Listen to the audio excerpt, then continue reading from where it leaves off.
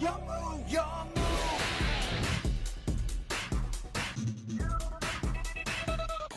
What's up guys, it's Rota here and welcome to yet another amazing video on the channel. So for today I'm bringing you a Monarch sort of combo guide. It's not a combo guide as per se, but what to do with certain cards. You know, Monarchs don't exactly have a one card combo, but they certainly have 2 and 3 card combos that I think it is worth showing off to you guys. I want to also give a shout out to all of you guys, and the recent support has been very overwhelming and it's been great. We're almost at the 2,000 subscriber mark. We're about 100 and something away. So I want to keep urging you guys to hit that subscribe button and make sure we can hit 2,000 subscribers by the end of the year. And of course, there will be a massive giveaway. Just check out our 1,000 subscriber giveaway and then pretty much double it, because that's what 2,000 subscriber giveaway is going to look like. So without any other further ado, as I said, if you enjoy this type of video, leave a like down below and comment. Do you think Monarchs are a deck worth playing? Do you think, they're sort of gimmick kind of locking your opponent out of the extra deck is actually meaningful in 2023? Do let me know, and also why not comment a Monarch card that you would like to see as future support. But I've blabbed on long enough. Let's get straight into the combo guide. So starting off for the first combo, it's a very plain and simple. Sadly, there's no one card combos with Monarchs.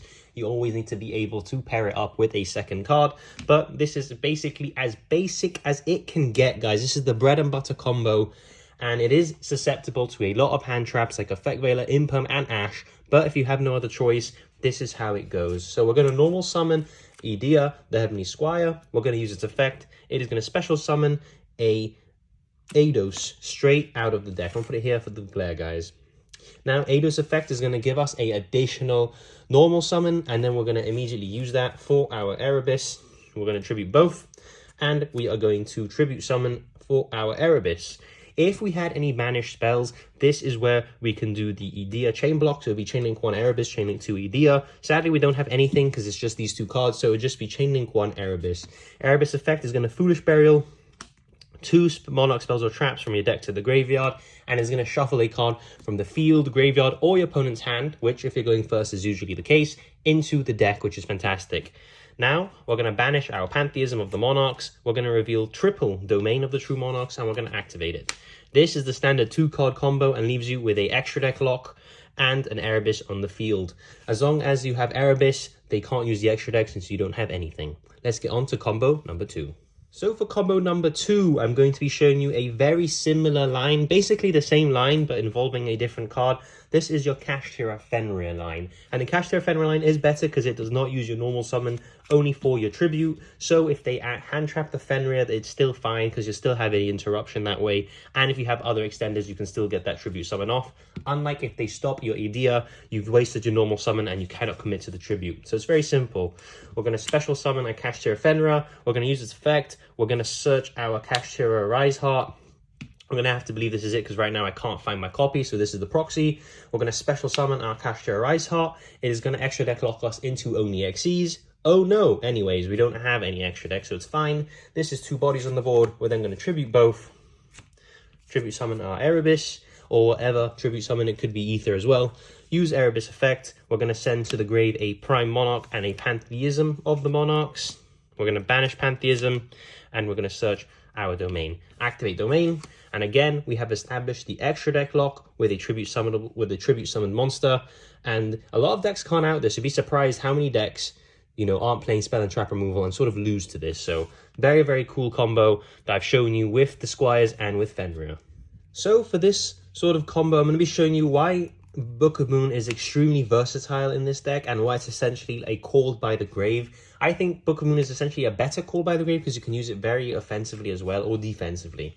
So we're going to normal summon our Edea. Let's say, for example, this situation occurs. They're going to chain Imperm, they're going to chain Veiler. We're going to chain our Book of Moon to flip our Edea face down, and it will now still resolve, which is amazing.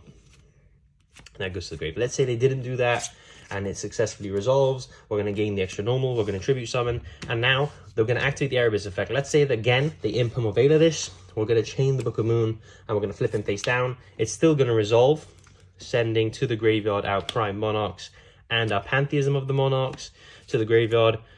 We can now banish Pantheism of the Monarchs and search for our domain. which we play 3 copies of. And now we can activate Domain. Domain still counts. It's still going to work even if we have our tribute summon monster set, because it was still, this monster was indeed tribute summoned, meaning there's still going to be extra deck locked, and I thought that was a very cool interaction to show you guys. All right guys, so I'm going to show you a very different scenario. It's still going to use the same card. Remember, you can do this of course with the Fenrir line or with the Anchumphite, which of course we do play, but I'm just going to be showing you with Edea because it's the simplest way. We're going to normal summon Edea, use its effect, and we are going to special summon from the deck, wherever it may be, our Eidos. Eidos is going to give us the effect for a additional normal summon, and then we're going to immediately tribute both of them to summon our Ether. This is where the combo differs. Now what we're going to do is we're going to use Ether effect. We're going to send to the graveyard the Prime Monarch and Pantheism of the Monarch, and that's going to allow us to special summon a copy of Ether from the deck. It can do itself, guys. Now, the brilliant thing about this is we're going to banish Pantheism, and we are going to search for our Monarch Stormforth. We're going to set our Stormforth and proceed to the end phase, where Ether will then bounce back to our hand via this Ether's effect. Now, during our opponent's turn, whenever they do something that we do not like, we're going to activate our Monarch Stormforth. And now we're going to be able to tribute summon our Ether by banishing the Monarch Stormforth from the graveyard, tribute summon over it using this Ether and their monster, and now we're going to be able to use its effect, send 2 more cards to the graveyard, and special summon the Kuraz, and Kuraz is going to allow us to blow up more cards on the field for extra interruption. So that is the Ether line, and then at the end phase we'll get the Kuraz back to our hand, so in case we have a Tenacity of the Monarchs, we do have a Monarch in our hand with the viable stats to then go for the search. So I wanted to show you that combo line as well. Also, if we do send 2 cards to the graveyard, so we'll send another Pantheism, for example, and something else, we'll also be able to special summon a Prime Monarch for extra defense in case we do need it. And we also have the Eidos in the graveyard available to banish itself and special the Edea back from the graveyard, use its effect, and that way we still have our normal summon and a additional normal summon off the Eidos. So very, very nice combo, and now I'm going to get on to the more sort of situational things. Okay, so for this combo, it is a bit, you know, you're going to have to open a very good hand to do this, but I would like to show you anyway. We need any way of getting to Return of the Monarchs, and we're going to need a Tribute Summon and, of course, 2 Extenders with a Time-Tearing Morganite in hand. You may think this is very difficult to achieve, but Monarchs do search a lot of spells and traps and do have a lot of draw power, so these hands aren't as, you know, as uncommon as you do think. So what we're going to do is we're going to normal summon our Edea, use its effect, get Eidos, activate Return of the Monarchs. You may think Return of the Monarchs isn't great in this situation because, of course, we only have the 1 normal, but just watch and see. Tribute summon our Erebus. Now we're going to be able to chain block, so we're going to go Return of the Monarchs 1, Erebus 2. Why am I doing this? Because this ad is actually more important than the Erebus effect right now. We're going to send the Prime Monarch, and we're going to send a Pantheism to the graveyard. When I can find one, here it is, to the graveyard. And now we're going to spin a card out of the hand, and then, of course, off the return, we're going to add a Majesty's Fiend. Now, Majesty's Fiend has a stance 2,400 attack and 1,000 defense, meaning it is essentially a Monarch.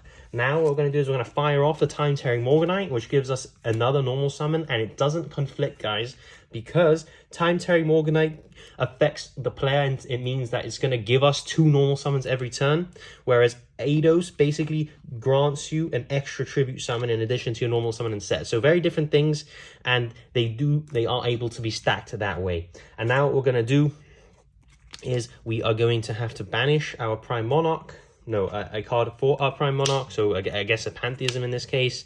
Summon the Prime Monarch, and now use our additional normal summon to summon for our Majesty's Fiend.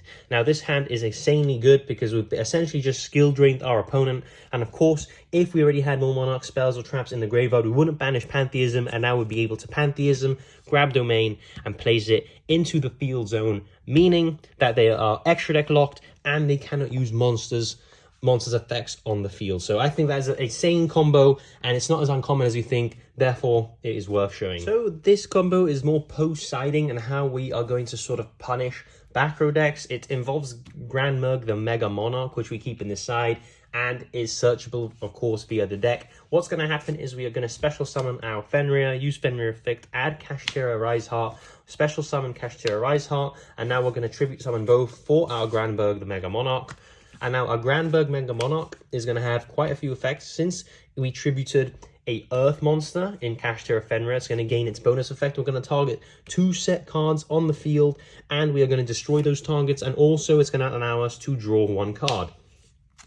Now, this was an Erebus. Now, Grandmerg isn't the only sort of thing that we do for siding in against back row. Let's say we didn't have the Grandmerg and we just have the Erebus and the Fenrir line. What's going to happen is we're going to special Fenrir, use Fenrir effect, add Kashtira Rise Heart, tribute summon both for our Erebus, and now Erebus effect is going to allow us to send Frost Blast of the Monarchs directly to the graveyard, along with any spell that we don't really care banishing. So I guess in this case, like March of the Monarchs. And what's going to happen is we're going to send those to the grave. Not only are we going to be able to shuffle away a back row, but now we're also going to be able to banish Frost Blast of the Monarchs along with March of the Monarchs, and then we're going to be able to blow up yet another back row. So between Frost Blast of the Monarchs, which is highly searchable of Tenacity, and if you have it in your hand, you're just going to be able to use it and destroy a set card on the field, and you're going to be able to banish it as well. So it's not even bad to open or search. Between that and our Grandmerg, the Mega Monarch, whenever I find it, seems to be hiding at the moment. Apologies, unless it's here. Yeah, it's here. Between these 2 cards and, of course, our Cosmic Cyclones and Harpy's Feather Duster, this is sort of the tech that we use against back row. I'm showing you this in particular because they are both searchable, and it's going to help a bunch against the back row matchups. So that is the end of the combo guide with Monarchs. As I said, it is very brief. The deck doesn't have a true 1-card combo because, of course, it needs fodder for your tribute summons. So that is always going to be a 2-card interaction unless we get a broken spell, for example, that can generate tokens and search a Monarch in one go. That would be insane. But until Konami decide to give us that, the deck doesn't have a 1-card combo, but it certainly does have a lot of interesting interactions that I think are worth showing you guys, as I've shown you in the video. As I said in the beginning, make sure that you do smash that subscribe button, and make sure that you are here for our 2,000 subscriber giveaway, because that is coming very, very soon, guys. You guys are insane, and you're all hitting that like button, so make sure, and subscribe button, so make sure that you guys stick around and watch out for that announcement video, because it will be coming soon, I am sure of it. But I'm Rota here, and I'll see you all in the next video. It's time! Let's go!